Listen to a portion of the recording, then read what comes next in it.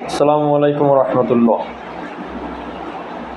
গুরুত্বপূর্ণ একটি বিষয় নিয়ে আসলে আপনাদের সামনে উপস্থিত হলাম। বর্তমান মার্কেটের অবস্থা দেখেছেন, গতকালকেও প্রায় 40-এর কাছাকাছি সূচক মাইনাস। তার আগের দিনও গত রবিবার, এই সপ্তাহে টানা 3 দিন বড় পতন। আজকেও আমরা দেখেছি বড় ধরনের পতন, যেখানে আপনার 26-27 পয়েন্ট নেই, গতকালকে 37 পয়েন্টের মতন নেই, তার আগে কার্য দিবসেও আমরা 35 পয়েন্টের মতন উধাও হয়ে গিয়েছে। আবার সেই 5000-এর সুই সূচক দেখেন। আসলে এখন বলতেই হয়, আমি যেটা বলতে চাই যে এই যে সংস্কারের কথা বলেছিল এসেই তারা, এই কমিশন, যে আমরা সংস্কার করে মার্কেটকে ভালো করব, খুব দ্রুত মার্কেট ভালো হবে, আমরা আমরা আমরা খুব দ্রুত সংস্কার করে পুঁজিবাজারকে ভালো করব, ভালো একটা রূপ দিব, যেখানে বিনিয়োগকারী বাড়বে, যেখানে মার্কেট আপ ট্রেন্ডে যাবে, বিনিয়োগকারীদের দুঃখ কষ্ট দূর হবে। এই ডায়লগগুলা দিয়ে কিন্তু তারা সংস্কার শুরু করেছিল, আমি জানি।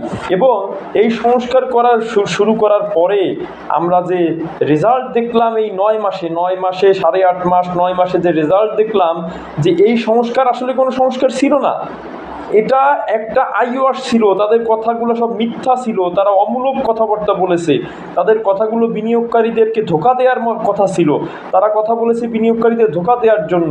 সংস্কার নামটাই ছিল তাদের ভুল উচ্চারণ। অতএব এখানে কি হয়েছে?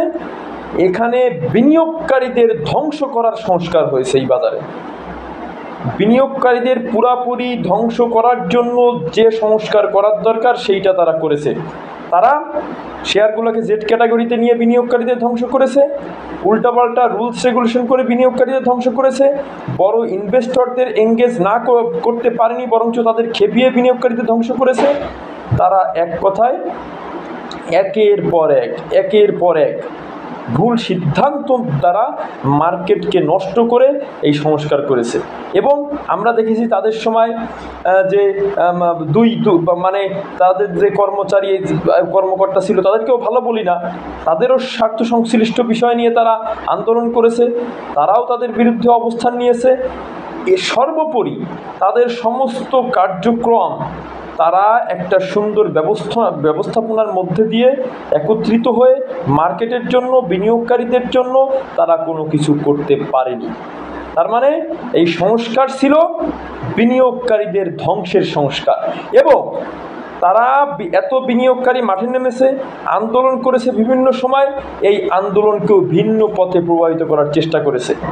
আমরা দেখেছি তাদের অনেকের ছবি, ফটো সেশন বিগত ফ্যাসিস্ট সরকারের সঙ্গে।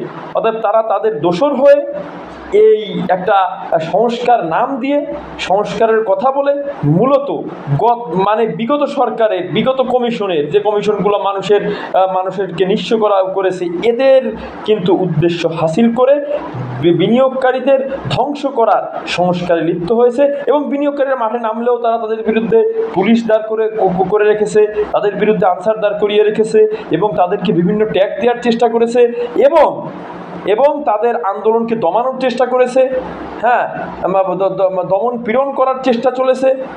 কিন্তু বিনিয়োগকারীদের তারা যে কথা বলবে, এই কথাকেও গত সরকারের মতন, বিগত কমিশনের মতন ফ্যাসিস্ট কায়দায় তাদের বাক রুদ্ধও করে ফেলেছে বা করার চেষ্টা করেছে।